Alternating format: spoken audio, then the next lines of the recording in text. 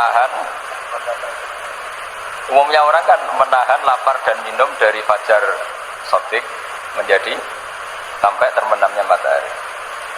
Nah sekarang pertanyaannya, kalimat menahan apa? Lapar dan haus itu maknanya itu kan sebetulnya masih salah. Redaksi itu salah. Karena juga nggak boleh hubungan intim, nggak boleh memasukkan apa saja ke lubang dan sebagainya dan sebagainya. Terus lalu batasannya sampai matahari terbenam. Ada beberapa daerah yang terbenamnya matahari itu tidak wajar. Sampai misalnya siangnya itu 22 jam. Atau kebalikannya, nggak ada matahari terbit, nggak ada matahari tenggelam, kayak ditutup. Jika saya berkali-kali bilang, ulama Indonesia itu kenapa alim, itu ya diantara faktornya itu ada unsur kebetulan. Jika ada katakan hoax, coba kalau kamu jadi ulama di kutub, terus cerita, baca takrib di sana.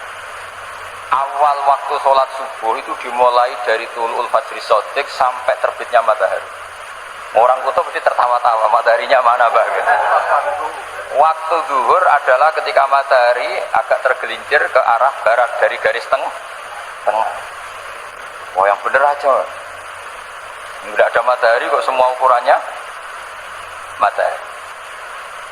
Sehingga dalam ilmu falak astronomi diterangkan daerah yang nggak diliwati khotul istiwa, kalau dalam bahasa Indonesia disebut katul istiwa, itu sebenarnya dari ilmu falak Arab, itu namanya khotul istiwa. Khotun itu garis, istiwa itu garis tengah. Khotul istiwa itu jadi bahasa Indonesia katul istiwa.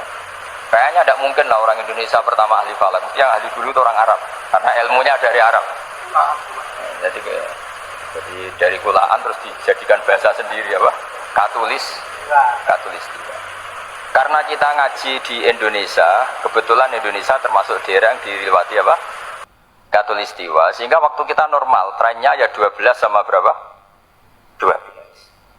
Nanti ada masalah itu, misalnya kamu tadi di kutub, lalu puasanya gimana? Apa dikonversi, tetap polanya 16 jam, terus konversi per antar sholat itu kira-kira berapa apa? Jam. Harus saja misalnya kamu sudah zuhur jam 12, ya trennya asarnya ya jam 3. Kan nggak mungkin habis zuhur jam 12, asarnya jam 1. Karena polanya tafawutnya antara zuhur dan apa? Asar itu 3 jam. Setelah zuhur sama asar sama maghrib polanya juga 3 jam. Maka yang seperti ini mau tidak mau harus ada pengecualian. Ketika Rasulullah misalnya ngendikan waktu asar itu khina yakunu dhillusya mislahu terus waqalilan misalnya. Waktu asar dimulai apa? Dhillusya mislahu. Jadi kalau sesuatu 1 meter bayangannya 1 meter. Lepas lebih sedikit itu berarti sudah waktu asar. Kan gitu ukuran dulu kan nggak pakai jam. Ya.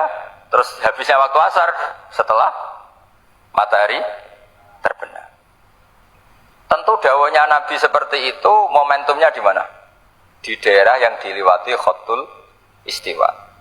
Karena yang tidak diliwati khotul istiwa tidak mengalami ada matahari terbit, terbenam, dan zawalus syams.